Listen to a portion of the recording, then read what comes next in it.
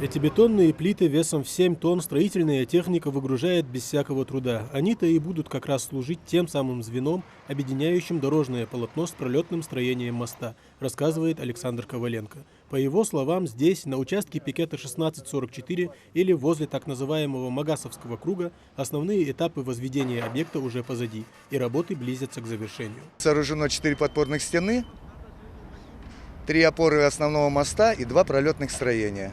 В данный момент, как вы видите, полностью завершаются работы по омоналичиванию балок пролетных строений.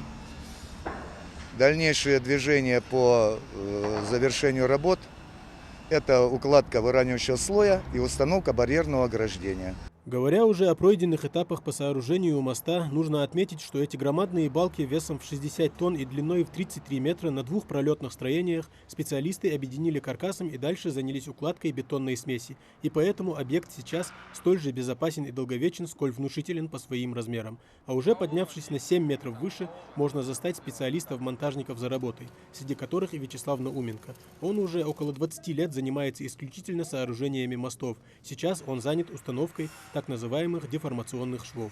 Это деформационный шов, между ними находится резинка, которая она расширяется, сужается, когда мост нагревается, он расширяется, мост, здесь деформационный шов сужается.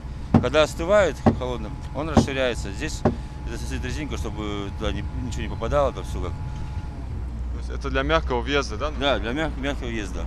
Около 40 специалистов из разных регионов страны и 8 единиц спецтехники трудятся только на этом участке. Дело осталось за малым. Впереди укладка выравнивающего слоя и установка барьерных ограждений. Сооружение моста сопровождается использованием новейших технологий, что гарантирует и прочность новому объекту. Дело в том, что идет тепловое расширение.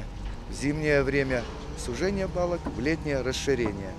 И пролетное строение независимы друг от друга на данном мосту. Поэтому никаких деформационных трещин, никаких проблем по просадке здесь происходить не будет. Очевидно, что с появлением моста, а затем и развязки, серьезно разрешится ситуация с ДТП на участке автобана. Да и вообще закончатся те неудобства, с которыми приходилось сталкиваться автолюбителям. Исчезнут и пробки, создававшиеся из-за пересечения 4 потоков движения. Раздельное транспортное движение обеспечит беспрепятственный съезд по направлениям Магас и Назрань. Как настоящий гид-экскурсовод по строительным участкам Александр показывает новый объект. Здесь на развязке Гамурзиева и Кажева идет капитальный ремонт и укладка нового асфальта. Здесь уже сооружена подпорная стенка и планируется установка дренажных колодцев, благодаря которым в дождливый день потоки воды не будут стекать на асфальт и загрязнять проезжую часть. Здесь также предстоит соорудить шумопоглощающую стену длиной около 400 метров. И через 2 недели уже обновленный участок трассы смогут оценить и водители. Тамерлан Хумфоев, Адам Мережков, Магомед Дускиев, Новости 24.